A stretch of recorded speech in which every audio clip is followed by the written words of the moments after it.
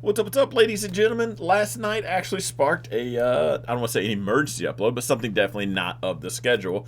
Shout out to that notification crew that is subscribed and does have notifications turned on because you got the video. We talked about one specific thing, couple specific things that did happen today, so we're gonna update that. Also trying out a new, I go live on Sundays to break down the week, market makers' expected move, kind of what I'm looking for, what I'm doing, and then I used to go. As of last week, would go live on Thursdays, kind of break things down. Friday just doesn't have much left. So I'm going to try going a video or going live on Wednesdays, kind of a hump day, a midweek catch-up. Now, last night, so this is South Korea. Now, they actually dropped down, actually halted to the downside. Now, it could have been because of Trump's comments. Trump was in the thumbnail. I didn't even mention him yesterday. I think he said NVIDIA chips were going to stay over here. But anyway, we talked about South Korea being like a barometer for us as far as like tech goes, or chips at least, right? I talked about if there was going to be any kind of bleed over, anything like that. We weren't really insulated. Maybe the energy sector is going to do good. But I talked about one specific thing: if the dip by crowd shows up. Now, this, I don't want to say correlates to it. But anyway, that's what happened. The dip buy crowd showed up. What I did tell you yesterday was to watch out for these specific levels. Now, the S&P, I told you we were already down below, but we need to see kind of where we're at in the morning and what kind of buyers did show up. So we did. As of doing the video, it was here. So you guys watch out. This is why this zone is bright yellow for a reason. Yellow is 4-hour/daily zones. When we're on the smaller time frames, you'll see it here. Later time frames, it'll just look like a wick. So don't get too confused. It didn't just blow right through that zone just on this time frame. The smaller the time frame, the more noise you introduce, or maybe in fact the less noise. Truth is, I like the higher time rates because you know who's trading on the 4-hour time frame? All the 1 minute, 5 minute, 10 minute, 15 minute, all the 30 minute, hourly, the 4-hour. You got swing traders, scalpers. You have all those buyers there, and I get to look at the pool of buyers and sellers. That's all I care about. And I like it on I call it a real time frame, daily. The only difference between a 4-hour and a daily is literally just one. 4 hours, 2 candles, daily is one. So if I need to maybe clear it up or maybe get a little bit more, break it down, I'll toggle between those two. But I talked about this zone holding. And if we were to come roaring back up, I think the dip buy crowd is here. If we were this is going to make a little more sense in tech as far as the Nasdaq goes, because if we were kind of lollygagging around, just jacking around, coming back up, it's going to look like a short entry. When we do look at the S&P, though, we did break this previous high here. Here's a speed bump zone. I call it a speed bump zone because it's an hourly.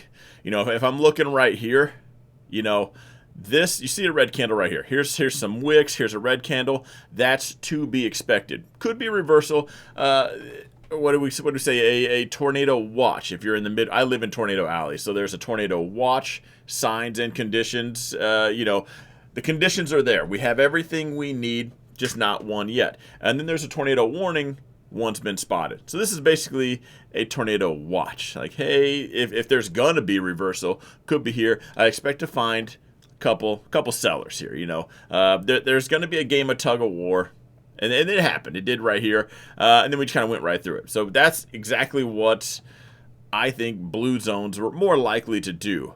Now, again, same situation, could actually just kind of come back down. If there's going to be a reversal, kind of here. So if we're talking about just this leg up right here, that's your grounds for a higher low. So I do like that. Got maybe a little extended. Got some profit taking. Pulls back. Higher low. Nothing is ever just straight up or straight down. The only other, I guess, I don't want to say concerning part is we kind of do have these. I drew this out the other day. Just lower highs going on. That's all that trend line is. I don't know if I would actually be too concerned about that. It's lower highs, until that breaks. So let's worry about it at this zone up here. Honestly, I would expect more to hit this yellow zone and maybe even come back down and check that blue zone. If not, we hit this zone up here, and see how we kind of have this price action right along here. We dropped down, and it didn't quite make it to the zone, and we could probably almost draw a speed bump zone right here. This was a gap, kind of no man's land, so we don't know. We could fill this in later with you know, once we get a little bit more data. If I were to draw something out, it's probably more along the lines of this, right? You know, actually, I'll just leave this here. Let's just delete this line right here. Hang on a second. There we go. It does not need to be. When I make it bright, it's for a reason. No, and yeah, so we kind of have an area of attention right here. You know, here's our bounces, kind of can't blew through it. Eventually, we ran out of buyers. Comes all the way down. We check it again. Here's that same area of attention. Here's like your type 1 if you're to go short. Type 1, 2, 3. We might play a back and forth game. So honestly, when we get up here, the question is, do we kind of build like a bull flag where we just kind of barely sell off, hit this, build enough energy to, you know, kind of send it? Do we come all the way back down? That's going to be more of a horizontal pattern at that. Or do we kind of come back, test this, and that would be more of a leg up, leg down, higher low, leg up, looking for the higher high. So trend up if we kind of get to this one. Bull flag if we only kind of break it down to here. Probably a little bit more energy on the bull flag. That's kind of how I think it would pan out. As far as the expected moves that we talk about, still nowhere. You know, we started the week with a gap. No, actually, we started the week nothing. It's Wednesday. Tuesday, we had the sell-off, kind of came back up. We're almost right back to square one. Nasdaq is the one we talked about yesterday just because of the sensitivity and the nature of South Korea and chips. And I talked about this zone needs to hold right here. Yesterday, at the time of drawing this, it was that. I talked about that being the dip buy. We need the buyers to come back in. And I specifically showed off and told you guys, at this zone, do we send it straight up or do we kind of mosey it on by? The fact that we sent it straight up and found our sellers right here, this is not something I drew today. So go to yesterday and you'll see this exact zone here. Coincident or not, you know, if you're new to this channel, you're gonna see a lot of these coincidences where it goes zone to zone. So I bought yesterday. I actually did tag out. I tightened up my stop on NQ. Now I'm still long ES, and actually right before the stream I went long NQ. I tightened it up because I wanted to see if we were going to reject. Now that tagged out, so I got to skip a little bit of red because I tightened it up here, and I don't normally like to tag out in zones because what's the point? And like I literally just got back in. So as far as, you know, NQ is concerned, I skipped a few points. So I'm long right now. It's up because I went closer to here, and I think though at the rate the buyers came in, I think the dip buy crowd is here. We need to get it above here. Picture perfect. We hit this, you know, maybe tomorrow lunchtime turnaround, come back down to here, and we send it again. We just need to make that higher low. Right now, the bears very much are still saying this is a short entry, and I'll show you what it's gonna look like if you're bullish or bearish. And one important thing, I've been called super bearish. I don't know why. I've only talked about 4 crashes ever on this channel, and all 4 have happened. I called all 4 out literally months before it happened and told you the month it was going to happen. I have one of the, I don't know, and I'm not just bragging because every YouTuber says this. I don't know another YouTuber with my track history that calls it out. Not only does he call it out, but the month it's going to happen months in advance, and then it happens. Anyway, people have called me just forever bearish. Maybe it's the thumbnails. I don't get it.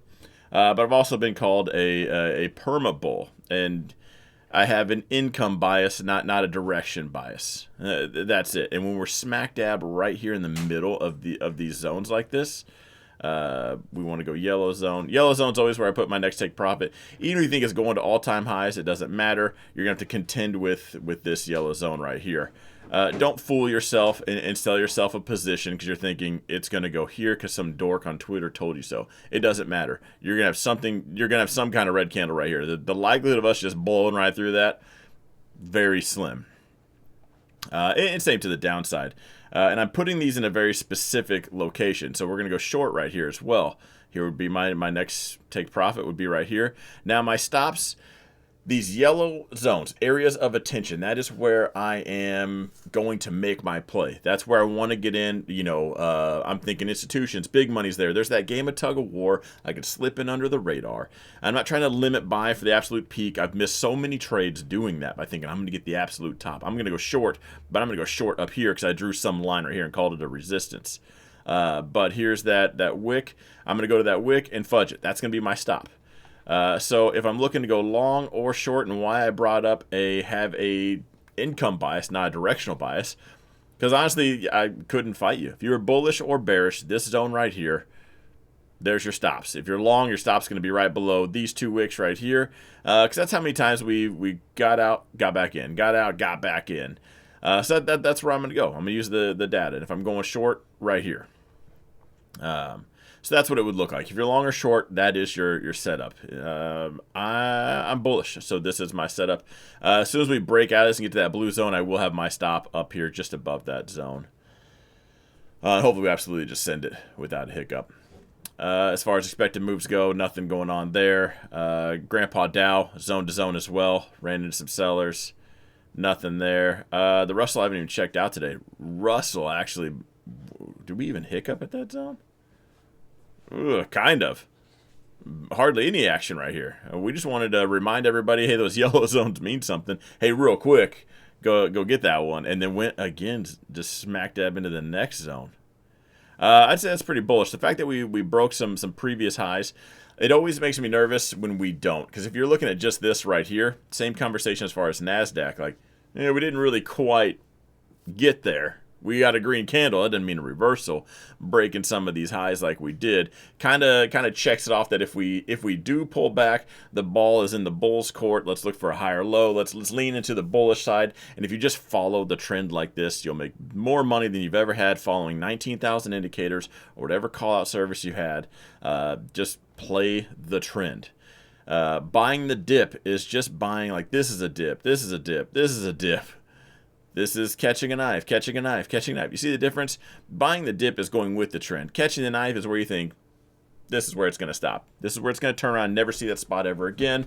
And you'll notice a lot of people say, don't catch knives for that very reason. All right, I do have to wrap it up here. Hopefully this helps. If you like stuff like this, I'm going to try to do some evergreen content and get really back to explaining how things work and why stuff does what it does. But for the price action stuff, for what I'm looking for, when I draw these magic lines right here, that's on Sunday. Wednesday will be the, I guess, the hump day, the midweek update. I don't have a word for it yet. Sunday stock talk and Campbell's humping candles. I don't know. It's going to be something like that on Wednesday. But do me a huge solid. Hit the subscribe button. If you haven't yet, it actually does help if you hit the thumbs up. But anyway, I'm going to wrap it up here. I'll see you guys in the next one. Have a good one.